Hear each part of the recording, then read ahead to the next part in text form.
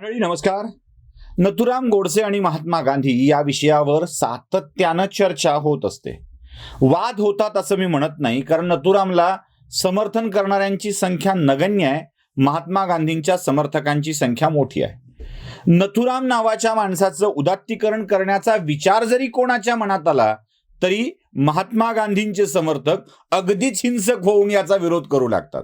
हे होऊच देणार नाही, आलंच तर बघूया, अशा स्वरूपाची ती सगळी भाषा असते. जी गांधींची भाषा नसते ती गांधींच्या समर्थकांची भाषा असते. महात्मा गांधी यांच्या हत्येनंतर नथुराम गोडसेंनी ती केली म्हणून पश्चिम महाराष्ट्रातल्या, खास करून पश्चिम महाराष्ट्रातल्या, कारण त्यावेळी अजून मराठवाडा निजाम राजवटीमध्ये होता, त्यामुळे पश्चिम महाराष्ट्रात खास करून हे लोण होतं. ब्राह्मणांच्या सरसकट हत्या करण्यात आल्या, घरं जाळण्यात आली, घरं लुबाडण्यात आली, आणि हे सगळं अहिंसा हाच धर्म मानणाऱ्या गांधींचे समर्थक करत होते. अक्षरशः ब्राह्मण समाजाला, अख्ख्या जातीला आरोपीच्या पिंजऱ्यामध्ये उभा करत त्यांना जनन्यायालयानंच शिक्षा सुनावलेली होती. मला या प्रकरणामध्ये काहीसं आश्चर्य वाटतंय. ते आश्चर्य मी तुमच्या समोर व्यक्त करायला आलेलो आहे. माझ्या काही सोशल मीडियावरच्या मित्रांनी देखील यावरती ओझरतं भाष्य केलेलं आहे किंवा याच्याबाबत मतं मांडलेली आहेत. त्याच मतांचा विचार करत करत, म्हणजे मी खरं तर हे कॅरी फॉरवर्ड करतोय, त्याच मतांचा विचार करत करत मी बघत होतो की खरंच आहे, काही गोष्टींचा मुद्दाम उल्लेख झालेला नाही आणि तो करायला हवा. यासाठीच मी आलोय.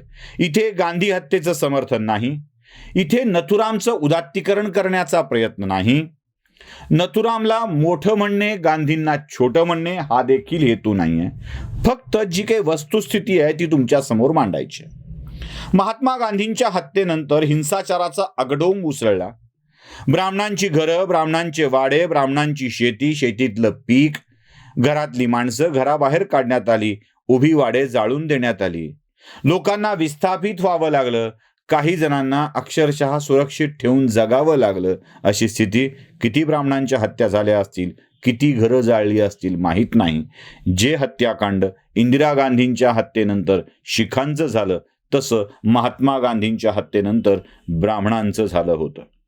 पण नथुराम गोडसे यांच्या कुटुंबियावर हल्ला झाल्याचा ओझरता उल्लेख सुद्धा मला इतिहासात आढळत नाही. नथुराम गोडसे यांच्या कुटुंबियांना या काँग्रेसच्या मंडळींनी संरक्षण दिलं होतं का? किंवा त्यांच्या घरावर हल्ला करायचा नाही अशी सूचना काढलेली होती का? झालं असेल तर मला करेक्ट करा, कृपया माहिती द्या. त्याच्या पुढे मला जायचंय अजून. नथुराम गोडसे कोण होता असा प्रश्न विचारल्याबरोबर तो राष्ट्रीय स्वयंसेवक संघाचा स्वयंसेवक होता असं एक साधं उत्तर दिलं जातं. त्याचा संबंध स्वातंत्र्यवीर सावरकरांशी होता असं देखील साधं उत्तर दिलं जातं. गांधी हत्येच्या आरोपावरून राष्ट्रीय स्वयंसेवक संघावरती बंदी घालण्यात आली होती आणि स्वातंत्र्यवीर सावरकरांच्यासह गोळवलकर गुरुजींना देखील गांधी हत्येचा आरोपी करण्यात आलं होतं. पुढे कोर्टात हे सगळे सुटले आणि संघावर सुद्धा बंदी घालावी असे पुरावे सरकारला देता आलेले नाहीत. त्यामुळे ही बंदी देखील यथावकाश उठवावी लागलेली आहे. पण संघावरची बंदी पुरावे नसल्यामुळे उठवली असली तरीही आजतागायत राष्ट्रीय स्वयंसेवक संघावरती गांधी हत्येचा डाग लावला जातो. मुळात नथुराम गोडसे हे हिंदू महासभेचे कार्यकर्ते होते. त्या काळात हिंदू महासभेचे अध्यक्ष कोण होते हे देखील बघितलं पाहिजे. हिंदू महासभेचे अध्यक्ष होते निर्मलचंद्र चटर्जी.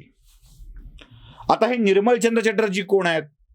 तर आता जे वारले नुकतेच सोमनाथ चटर्जी लोकसभेचे अध्यक्ष होते, ज्येष्ठ कम्युनिस्ट नेते आहेत, त्यांचे वडील निर्मलचंद्र चटर्जी.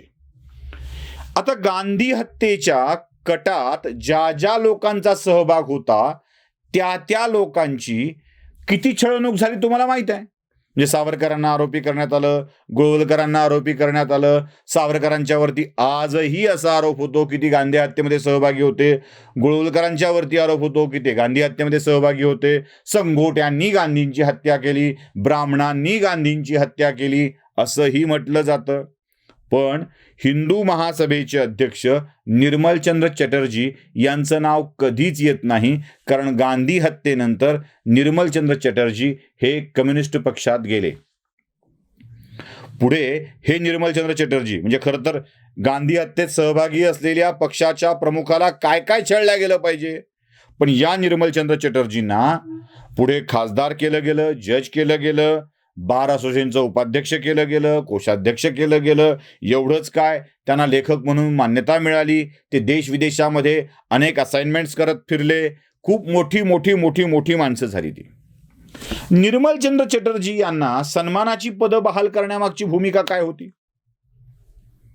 खरं तर सावरकर, गोळवलकर आणि गोडसे यांच्याबाबत जी भूमिका तयार करण्यात आली तशी भूमिका निर्मलचंद्र चटर्जी यांच्या विषयात का तयार करण्यात आली नाही? का त्यांना कम्युनिस्ट पक्षात समाविष्ट करून घेऊन त्यांना मोठ्या गोष्टी का बहाल करण्यात आल्या? मग या सगळ्या प्रकारात एक कम्युनिझमचं षडयंत्र आहे असं नाही का वाटत आपल्याला? यात गांधी संपविणं आवश्यक होतं आणि त्याच कटाचा भाग कम्युनिस्ट पक्ष देखील सहभागी होता असं नाही का वाटत आपल्याला? मी जरा पुढे जातोय. मग अशा स्वरूपामध्ये ही जी भूमिका मांडल्या गेली आहे, म्हणजे सातत्यानं आरोप होतो बघा, इतिहास कोण लिहिला, इतिहास कोण लिहिला, सतत आरोप होत असतो. कोण लिहित होतं इतिहास? तुम्ही तर लिहित होते आणि तुम्ही चुकीचा मांडला. गांधींच्या हत्येनंतर जे काही समाजमन तयार करण्याचा प्रयत्न झाला ते करणारी त्या काळातली माध्यमं होती. त्या काळात व्हॉट्सअप नव्हता, यूट्यूब नव्हतं, फेसबुक नव्हतं. जे काही माध्यम होतं ते म्हणजे वर्तमानपत्र. अगदी टीव्ही देखील नव्हता फारसा. वर्तमानपत्रातून जे काही येईल तेच खरं मानलं जायचं. अगदी आणीबाणीच्या आधी वर्तमानपत्रांना म्हणजे अगदी काल परवापर्यंतची गोष्ट आहे, वर्तमानपत्रांना दिला जाणारा कागद हा सरकारी अनुदानावरचा दिला जायचा. कंट्रोलिंग होतं कागदावरती. प्रत्येक वर्तमानपत्राला त्याच्या खपानुसार कागद मिळायचा, दर्जानुसार कागद मिळायचा आणि तो कागद मिळवण्यासाठी वर्तमानपत्रांना सरकार दरबारी खेटे घालावे लागायचे. आता या कागद या मुद्द्यावरती सरकार वर्तमानपत्रांना नियंत्रित करू शकत होतं. मग गांधी हत्येच्या विषयामध्ये राष्ट्रपिता म्हणून सुद्धा आणि सरकारी बंधन म्हणून सुद्धा जे काही नरेटिव्ह वर्तमानपत्रांना केंद्र सरकार देईल तोच तो छापून आणायचा हे धोरण ठरलेलं होतं. मग सातत्यानं गोळवलकर, सावरकर, राष्ट्रीय स्वयंसेवक संघ अशीच सगळी नावं समोर येत गेली. आणि ब्राह्मण म्हणजे नथुराम गोडसे ब्राह्मण होता यात काय कसलीही शंका नाहीये, कसलीही. त्याच्याविषयी मला दावा पण वेगळा करायचा नाहीये. पण ब्राह्मण खुनी, संघ सहभागी, सावरकर आरोपी अशा स्वरूपाचा सगळा नरेटिव्ह सेट केला गेला आणि तोच मांडण्यात आला. पण जाणीवपूर्वक हिंदू महासभेच्या अध्यक्ष असलेल्या चटर्जींचा आणि परिवाराचा उल्लेख टाळण्यात आला. याचं कारण काय असावं? केंद्र सरकारला हे चांगल्या पद्धतीनं ठाऊक होतं की हिंदू महासभा हे कधीच प्रभावी होऊ शकणार नाहीये आणि जर प्रभावी कोणी होणार असेल तर तो संघ होईल, सावरकर ठरतील. म्हणून जे प्रभावी ठरतील, जे मुद्दे मांडण्यात यशस्वी ठरतील त्यांनाच मागं ढकललं पाहिजे आणि म्हणूनच हा नरेटिव्ह सेट केला गेला आहे. यात नथुराम गोडसे यांनी हत्या केली हे सर्वश्रुत आहे, पण त्यासोबत जे काही जोडून मांडल्या गेलं ते मात्र तत्कालीन केंद्र सरकारची चलाखी होती हेच स्पष्टपणे समोर येत आहे. नमस्कार.